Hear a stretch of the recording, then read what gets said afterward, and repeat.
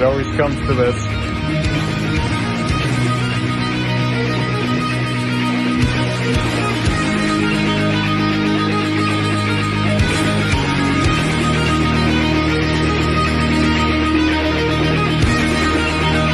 More nice shit.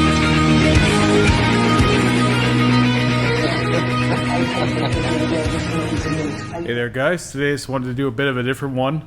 I wanted to talk a bit about some of the worst tattoo work I've ever had. I thought that could be interesting. Obviously I have mostly full blackout tattoos now, and I'm covering them with new stuff. But many years ago I had a whole other suit of tattoos, and I had some really interesting stuff, some really cool stuff, and then some stuff that wasn't so cool. So I thought a good way to start talking about some of what was in my old suit, because so many people just seen the whole thing together. They never really seen the bits and pieces or how it all added up.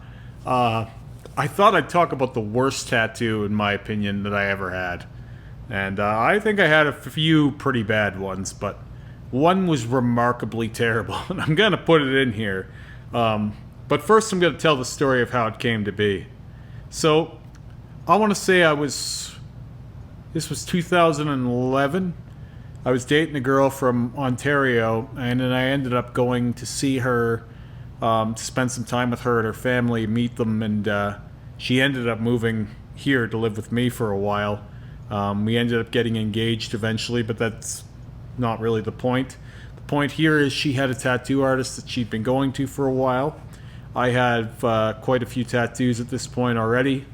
I had some really great tattoos, and I think I only had maybe one or two bad ones. I already had my face tattooed, and I considered those kind of bad, but they weren't horrible. They were just, I think it was a little short-sighted. I didn't plan it out very well, but it meant a lot to me, and so I still consider that a good tattoo for what it meant to me.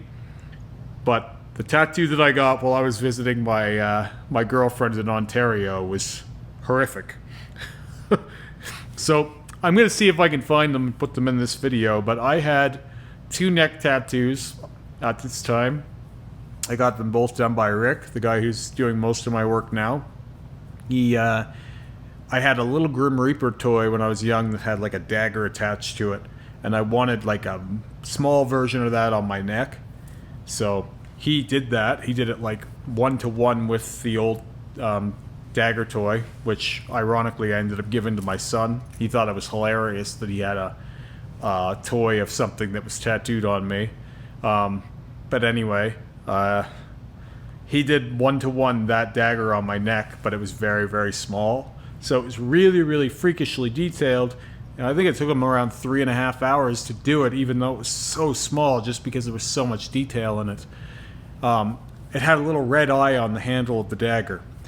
Later, about a year later, I wanted to match it up with another tattoo on this side with a blue eye. So I got like a red eye and a blue eye. This one was like an angel, like it had a halo and it was a sword, and they made a cool pair. So I had a dagger over here, an evil dagger, and then like an angel, like holy kind of sword on this side of my neck. And I thought that was really cool. Something I always wanted to do was I wanted to get a big purple eye on the back of my head, or the back of my neck, sorry, to kind of meet in the middle, almost like you got blue and red together. What does it make? It makes purple. So I thought it would be kind of cool to have that purple eye and make it real big. Now, for anyone who's seen my old bodysuit, you'll know that I had all these stars everywhere. I had them on my face, I had them on my hands, I had them on my ankles, they were on my left forearm. My son's name tattoo had them. That's where they came from originally. And I had some right here, and one below my belly button. Now I'm thinking, Jesus, I had a lot of those. Anyway, they were kind of like a loose body theme. They were sort of like a tribal star. I'll put a picture of some of them in here. But yeah, they were really weird. I drew them up as part of the font on my son's name tattoo. But anyway, I just kind of incorporated them everywhere as a way of kind of tying things in. I had done so many of them even by that point that Rick had said, no more of these stars. You come to me with any more of these stars, and I'm throwing you out on your ass. So when I say I've had a lot of different types of tattoos, I've had so many different things over the years. But anyway, when I was visiting my girlfriend in Ontario, she had a tattoo artist that she'd been going to, and he'd been doing some work on her that it wasn't so good, but I thought it would be fun to do something with her there at her tattoo shop, especially being that she would be moving here at some point in the future, and I wanted to make some kind of a memory of it. And I did. I went to the guy and I told him my idea. I wanted to put one of those stars on the back of my neck and put a purple eye inside it. It took him around 4 hours setting up for this. He ended up getting the line work super wobbly, and even the healed photo, it looks bad. The purple's not very well saturated, and the lines are crooked, and there's some blowouts, and the black isn't solid, and it didn't age any better than it was done. So, but you know, even though I had that bad tattoo done, I still felt happy with it at the time because it was meaningful in the moment. I talk a lot on Remy Reacts about you know, loving the bad tattoos and all that, and I think sometimes the bad ones have the best stories, but that one I wanted to be better just because it was on the back of my neck. So many years later, I ended up trying to touch it up with my tattoo artist Lee. He tried to turn it into more of a realistic eye or like pull something out of it, but it was so bad that the best he could do was try and turn it into like almost like a goat's eye. I think I had that for about 2 years or something like that before, and I don't have any pictures of it like that, I don't think. But eventually, obviously, it got blacked out. Now, I did a video recently about the new tattoo that Alex did on the back of my neck, this eye here, and obviously, I don't think anybody would question me getting another eye tattoo. I don't even know how many of them I've had, to be quite honest. It's been a lot. But even though it matches what I'm doing with my bodysuit now, especially being that it's white and black on black and color on black, really the reason why I did that one was to kind of, in a way, avenge my former loss or my my bad tattoo of the past. Like, a lot of what I've done over the Blackout has been, in a way, like a rebirth of the first suit, but with better execution. I liked a lot of what was in my old suit, but it wasn't done well, or it was done by artists that weren't very good. So a lot of what I've been doing with the third suit, or the work over the black, is kind of like reinstalling some of the elements that went wrong, with a little less bad ideas involved, or a little less congested in places. Like my stomach tattoos, for example, were really congested. There was way too much going on there. I had skeleton hands ripping through the skin, and I had a bat, and I had all these crazy small tentacles that weren't really formed very well, and I had like I had one of those stars on my belly buttons, and like I had the stars here, and I had all these roses for background. It's like it looked kind of cool as a collage, but nothing really made any sense. And a lot of what I've been doing with the new suit is kind of getting those things in there, the things that I like in there, but in a way that they flow together. So obviously with the Blackout, everything went together already, but then kind of getting a bit of both with the new suit. Now people ask me all the time if I'm planning on doing another suit after this, or if this is going to be the final suit. I don't think I'll live long enough to finish what I'm doing right now, because the things that I'm working on, a lot of them are taking several passes to do to get them to the point that I'm happy with.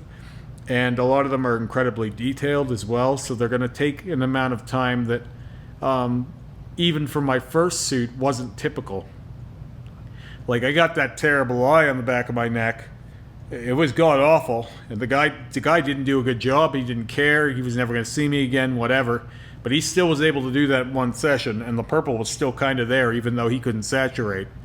It didn't look great, but when you're working over top of black, putting color into black, you can't do it if you can't saturate.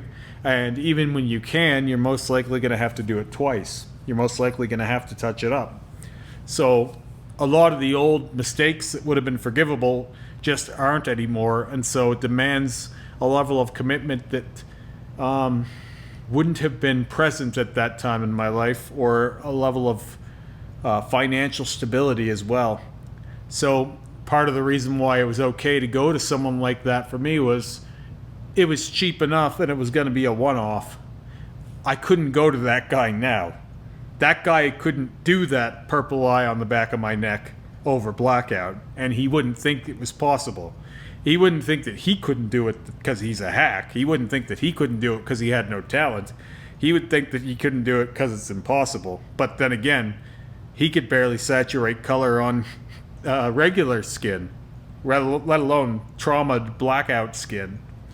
So yeah, it was the worst tattoo I ever had, and I think I knew it even when it started too.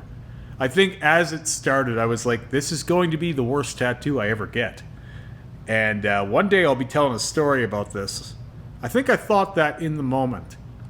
Like, that was one of the dumbest things I've ever done tattoo-wise, but it still makes a great story. I don't regret doing it. People ask me all the time if I have any tattoos or piercings that I regret. And I only have 2 regrets in my entire life, and neither one of them have to do with body mods.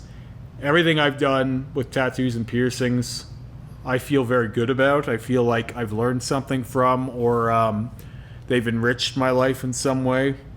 I had all kinds of silly tattoos on my legs. I had a Mr. Moon. I had a little sun tattoo. I had all the Dragon Balls as filler. I had like 1,000,000 bats as filler. All of it came together in a way that kind of looked cool, but didn't make a lot of sense. And even though these days I wouldn't do those tattoos, I still love knowing that they existed, and I had a lot of fun getting them. And I can think back to any one of those pieces, and there's pretty well always a good story related to them. I had some really, really great work on my legs, but I don't miss any of it. As long as you have the memory, it happened. You know, you can move on. Tattoos aren't permanent, not even the bad ones, but the stories are. You always get to keep the stories. Anyway, I was happy to share one of mine. If anyone would like to know more about my crazy relationship with a girl from far, far away, I'd love to tell that story sometime, but I wasn't really sure if anyone would care to know about one of my many relationships that I've been involved in. I've been engaged 4 times. So there's a lot of story there to get into, and if you guys are interested in hearing more about that, maybe I'll make a video a little bit more about that sometime. All right, I'll talk to you guys again soon. Have a great day.